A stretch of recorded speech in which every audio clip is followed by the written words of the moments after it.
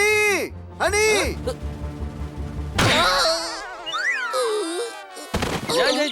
ഞാൻ ജയിച്ചു. എന്താടാ പോപ്പട്ടെ, ഞാൻ തോറ്റുപോയല്ലേ? നീ എന്തിനാ പുറകേന്ന് വിളിച്ചത്? കഴുതേ, ഞാൻ നിന്നെ ചീറപ്പ് ചെയ്യുമായിരുന്നു. എന്ത് പറ്റി കിറ്റി?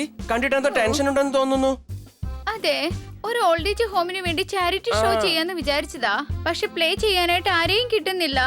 ആ, ഞങ്ങളുണ്ടല്ലോ. ഞങ്ങള് ദിവസവും കളിച്ചു നടക്കല്ലേ. പ്ലേ എന്ന് വെച്ച് നാടകം നടത്തണമെന്നാ പറഞ്ഞത്. ബണ്ണി നടത്തുന്നേ.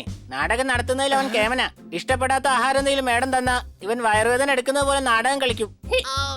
എന്റെ അമ്മേ, കഴുതയ്ക്കൊന്ന് പറഞ്ഞു കൊടുക്ക്. അല്ല, കഴുത എവിടെയാ? നീയാണ് കഴുത. നിന്നെയാണ് അവള് കഴുതാന്ന് പറഞ്ഞത്. നാടകം എന്ന് വെച്ചാൽ സ്റ്റേജ് ഷോ ആണ് പറയുന്നത്. തിയേറ്റർ, ആക്ടിംഗ്, നിമിഷമുണ്ടോ? ആ, എനിക്ക് ആക്ടേഴ്സിന് ആരെയും കിട്ടുന്നില്ല. അത് തന്നെയാണ് പ്രശ്നം. കിറ്റി, ആക്ടിങ് ഞാൻ ചെയ്യാന്നേ. എന്റെ ഒരുപാട് കൂട്ടുകാരുണ്ട്, അവരെല്ലാവരും ചെയ്യും. ശരി, വാ, നമുക്ക് നാടകം കളിച്ച് തകർക്കാം. എവിടെയാ കളിക്കേണ്ടത്? ഹണി, നീ വിചാരിക്കും പോലെ എല്ലാ കാര്യങ്ങള്. ആദ്യം നീ ഓഡിഷന് വേണ്ടി തയ്യാറാവണം. അപ്പൊ ഞാൻ എല്ലാരും വിളിച്ചോണ്ട് വരാം.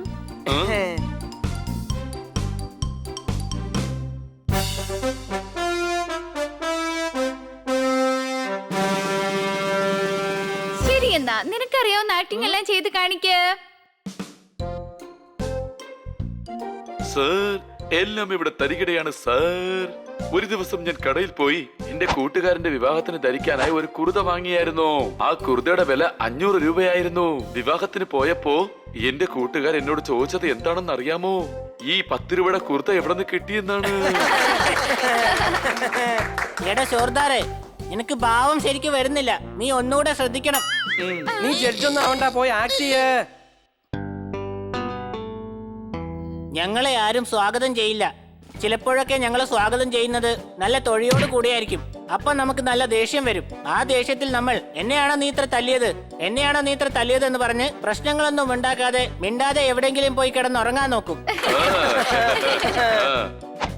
എടേ, ഞാൻ പണ്ട് തൊട്ടേ ഒരു പ്രശ്നക്കാരൻ തന്നെയാണ്. എന്റെ അടുത്ത് വന്ന് വല്ല പ്രശ്നം ഉണ്ടാക്കിയ ഈ മുണ്ടൊന്ന് മുറുക്കി കുത്തി നിനക്കിട്ട് ഞാൻ സവാരി ഗിരിഗിരി നടത്തും. കളി എന്റെ അടുത്ത് വേണ്ട മോനെ ദിനേശ. ഇത് സ്ഥലം വേറെയാണ് മോനെ. നാടകമാണ് വേണ്ടത്, ഡാൻസ് അല്ല.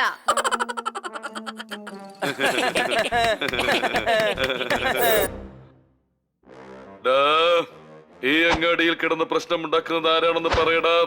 എന്നോട് പ്രശ്നമുണ്ടാക്കിയാൽ ഉണ്ടാക്കുന്നവനെ ഈ കയ്യിലെ ഉണ്ട കൊണ്ട് ഞാൻ ഇടിക്കും.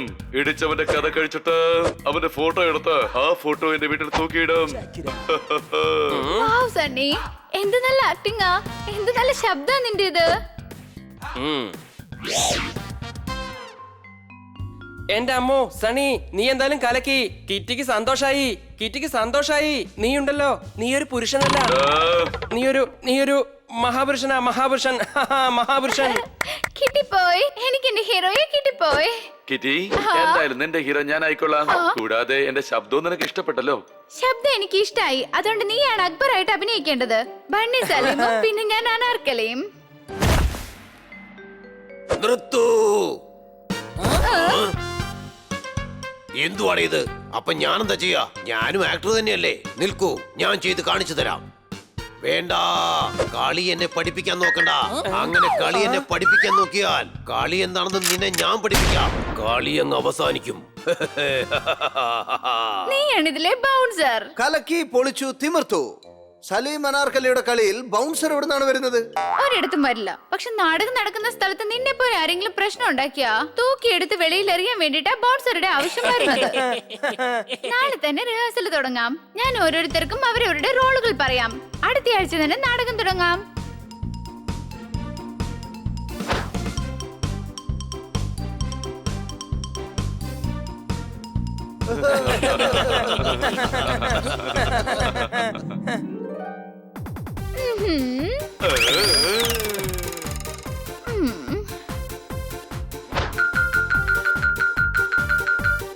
ഇന്ന് രാത്രി പ്ലേ ആണ്. എല്ലാവരും കൃത്യസമയത്ത് തന്നെ ഓഡിറ്റോറിയത്തിലേക്ക് വരണം.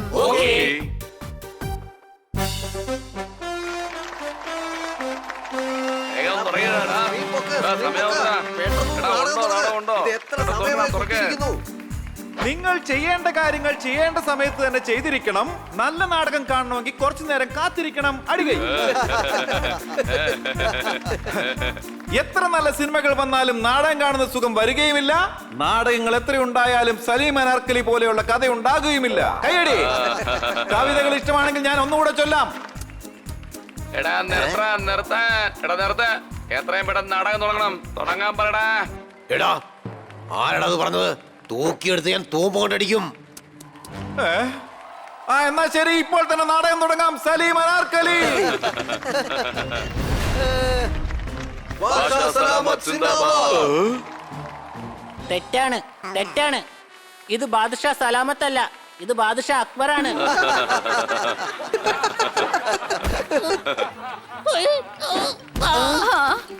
ഹണി, നീ ഇവിടെ എന്തെടുക്കാണ്? നീ രാജാവിനെ പങ്ക വീശേണ്ടതാണ്. എന്താ മറന്നുപോയോ? ആ പങ്ക കാണാനില്ല. ഇവിടെ എങ്ങാനും കാണും. ഞാനൊന്ന് നോക്കട്ടെ. സർ, ശേഷാദ സലീം അങ്ങേ കാണാനായി വന്നിരിക്കുകയാണ്. സാറോ? എടാ എവിടത്തെ സാറ്? അക്ബറിന്റെ സഭയിൽ എവിടെയാണ് വെള്ളക്കാരന്മാരൊക്കെ വന്നത്? ജില്ലലാഹി, എനിക്ക് അങ്ങോട്ട് കുറച്ച് സംസാരിക്കണം. എടാ തകർത്തു. സണ്ണി, ഡയലോഗ് പറ. എടാ സണ്ണി, ഡയലോഗ് ഒന്ന് പറ. അറിയാം രാജാവേ, അങ്ങ് പറയാൻ വന്നത് ഇത് തന്നെയല്ലേ? അനാർക്കലിയെ കുറിച്ച് ഇവിടെ ആരും സംസാരിക്കാനേ പാടില്ല.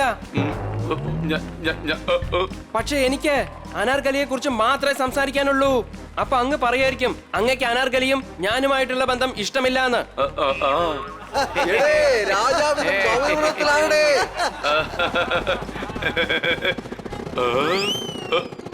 നീ എന്താ ഈ കാണിക്കുന്നത്?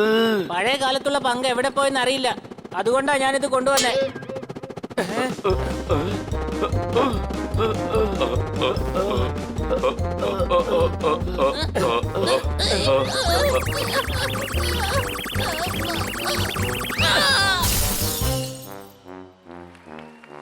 ബാദ്ഷാ സലാമത്ത്, എന്റെ മനസ്സിനെ അങ്ങേക്ക് ഒരിക്കലും മാറ്റാൻ കഴിയില്ല. എന്നെ എന്തൊക്കെ ചെയ്താലും എനിക്ക് സലീമിനെ മറക്കാനേ കഴിയില്ല. എന്തെങ്കിലും ഒന്ന് പറയൂ.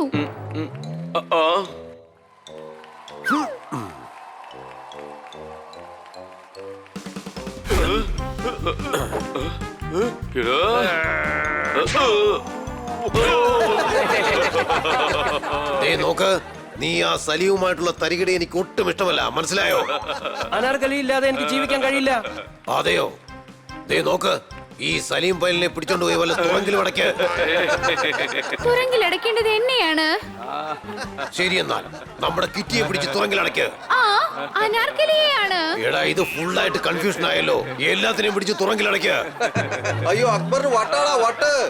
വട്ടാ. എടാ, അതാരടാ പറഞ്ഞേ? ആരാ പറഞ്ഞെന്ന് പറയടാ.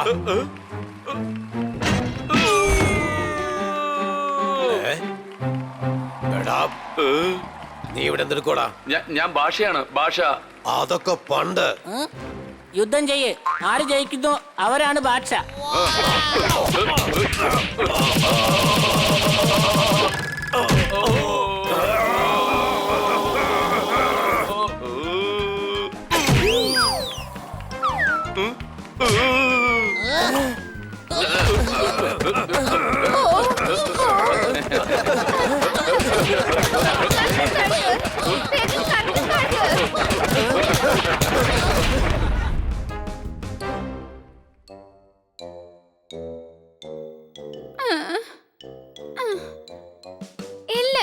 എല്ലാരും കഴുതകളാ. ഞാൻ മാത്രം കഴുത. ഇവരെ വേറെന്തെങ്കിലും ആക്ക്. മിണ്ടാതിരിക്ക്. എന്റെ നാടകത്തെ എല്ലാവരും ചേർന്ന് നശിപ്പിച്ചു. എല്ലാവരും എന്നെ നോക്കി ചിരിക്കുക ഇപ്പോ.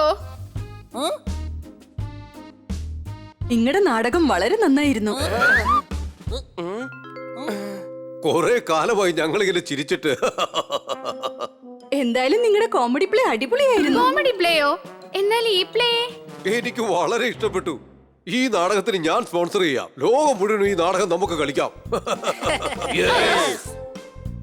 ആദ്യമായി കാപ്പാട് വന്നിറങ്ങിയത് വാസ്കോഡ് ഗാമ.